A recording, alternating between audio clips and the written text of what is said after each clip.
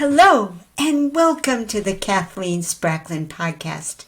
I am a woman on a mission to gather a cadre of writers, thinkers, and teachers who are transforming the world one character at a time. And it all starts with one thing: a deep understanding of human motivation, why people do what they do, and the forces that drive them. To gain that understanding, I am mining the intersection of psychology, theology, and philosophy to make you a better writer.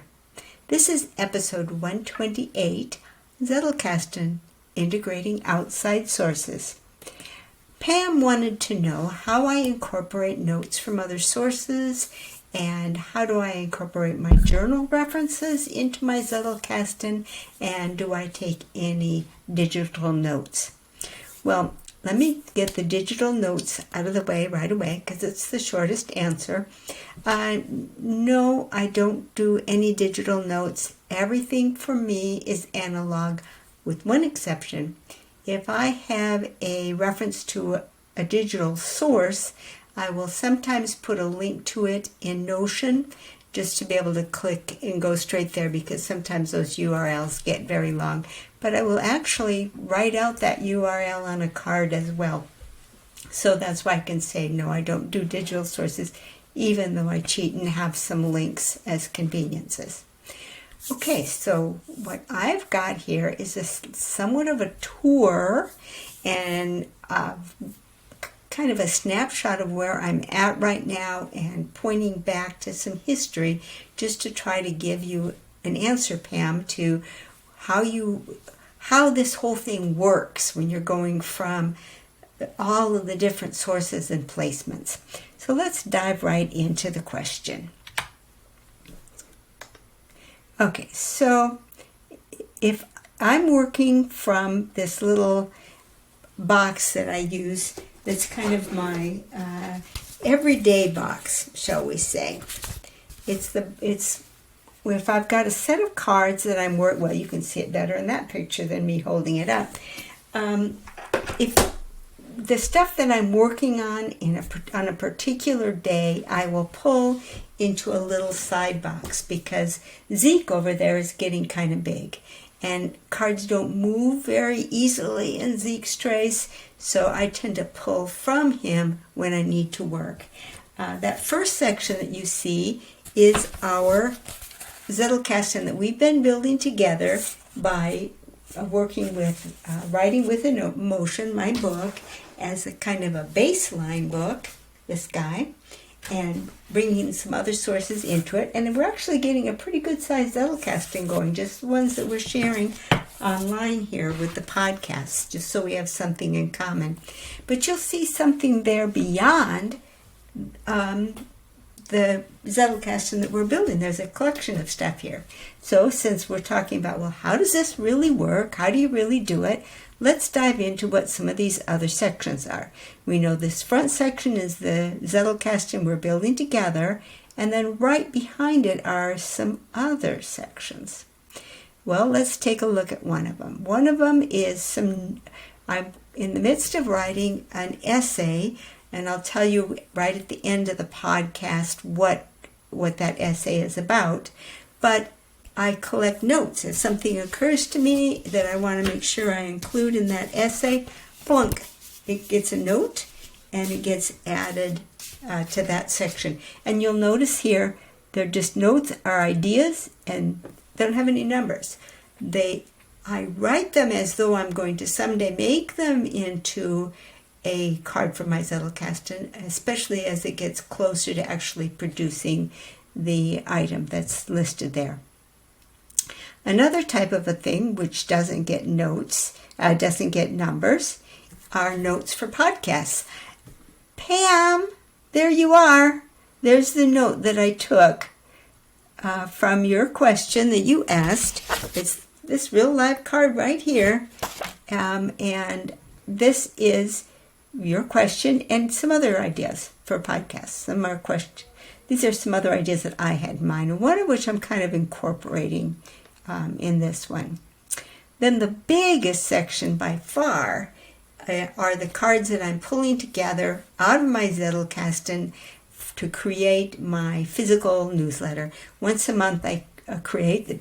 This was issue number 1 was May, and I'm working on issue number 2. It's a brand new thing. It's a physical newsletter that gets printed and mailed to my subscribers, and it has a number of articles in it. It's 24 pages long, and there are a number of sections, as you can see kind of here from a table of contents, and so I'm pulling cards to fill the different sections so that I can make a complete newsletter.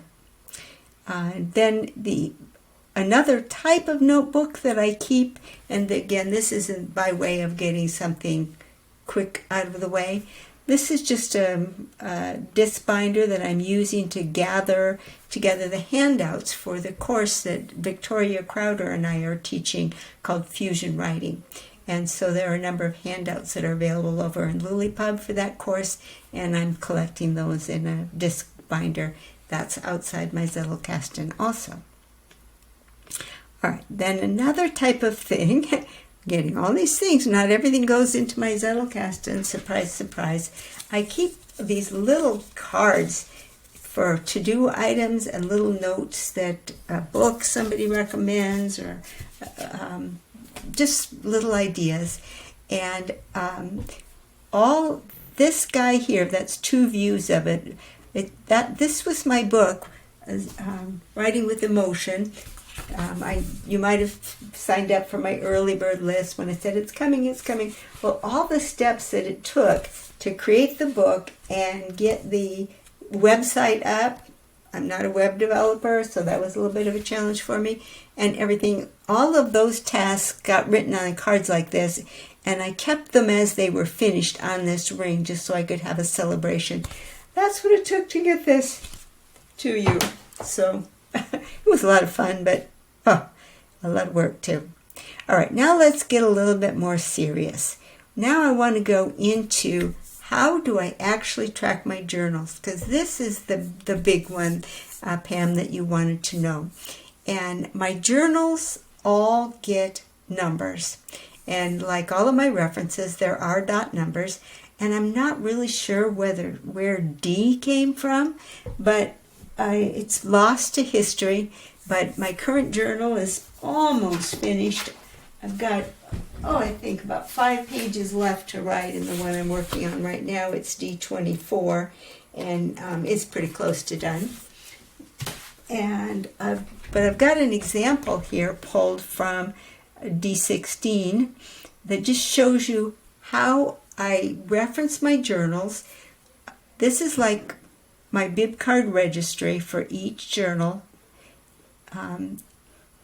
so that I keep track of what dates the journals were and what color folio they're in. I keep them in vinyl folios when they're finished, a little pocket folio to protect them, and the color helps me find the right folio. There's also a folio number on the side, but they tend to fall off. Okay, so here's what it looks like on the yellow legal pad itself. Up at the very top, I've got the journal number, the from date, and the to date of when it took me to finish up this journal. This was a very active time, as you can see, 9:27 to 10:05. I filled the whole journal.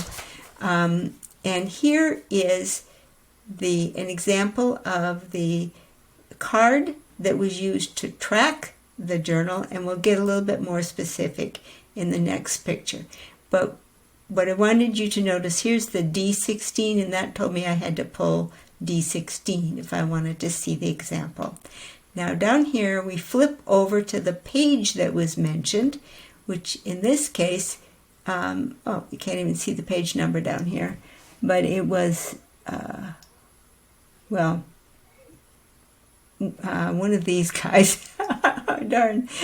So this references this card number, and on the card number it references the journal number and the page number and the article number, which is an article letter, ABC. So this is how I track every journal entry gets tracked on some kind of a card somewhere. And I should have shown you the front of that card. Let's see. It's kind of small to show you the front of the card, but for me, I indicate that a card has something on the back with a star, and there's the back side. In this case, the back side was the number of articles. This was for one of the lessons in my 35-week course that I taught on YouTube called Reawaken the Dream. That finished mid-April, but it's still out there if you want to watch it. It's on YouTube. So here is this is just kind of a funny trick. If you want to know, if I want to make a reference on one of these cards and write down what journal number I'm working from, it's a pain in the neck to take this rolled up and flip it back to the front so you can read the journal number. That is such a pain in the neck that I just wrote it on the inside cardboard. So I can just lift up the corner and get my journal number. And then I can just get the page numbers I handwrite on the pages. So that is exactly how I go from the journal to the card that references the journal. They point to each other.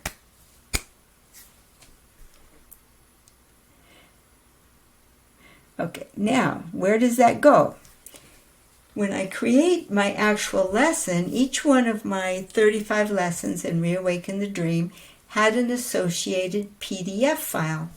Well, those got, the printed copies, those PDFs, got a T number. And those got logged, because I log all my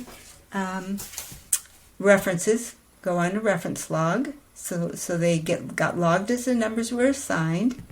And then I kept them in a notebook with a directory on the front. And so, for example, here's RT49. I wrote that on the printed copy. And here's, you can start to see how much is in that notebook. And here's another view of it. This is what it looks like to print out all 35 lessons in PDF form. This is a 4-inch binder, and you can see it's pretty close to full. So this is the printout of the PDF for 35 lesson class that I taught on YouTube. Now, so each one of these lines represents a T reference. And then the T references went on the card that tracked to the journal, which was the yellow legal pad where it started. So you can go from the D to this card to the T to the printed final version of it. And then after I was done teaching that class, I scrunched the whole thing, that 4-inch notebook, got summarized into a 70-page book. Let me tell you, that was a job, trying to take the essence of that 4-inch binder and condense it down into 70 pages. Okay, now that essay I started out telling you about, guess what? I have been asked to take this book and basically scrunch it down to a long-form essay that also incorporates how I use the Zettelkasten. So now we're going to go from a 4-inch binder to a long-form essay. That's going to be a little bit of a challenge, but I'm going to work on it. So, Pam, let me know if that answered your question, and if not, I will take another stab at answering it. I do not keep, I want to say that I don't keep any other journals besides the yellow legal pads, but that's not quite true. I do keep journals to log my spiritual reading, but they don't go into my Zettelkasten. That's where my heart is, and that's completely separate. So. because I was going to say I don't keep any other journals other than my yellow legal pads, and then it dawned on me, well, wait a minute, yes I do, my spiritual journals, but that's not part of my work. My work all goes on yellow legal pads. So I hope that answered your question, and keep your questions coming. It keeps this program lively, because then I know that what I'm covering actually helps answer the questions that you have about the Zettelkasten. And as long as you have questions about the Zettelkasten, I will stay on this topic, because it's just pretty clear from the views and the likes and the questions that this is filling some kind of a need. So if I can help, then, I'll stay with it as long as you guys need it. Talk to you later. Bye-bye.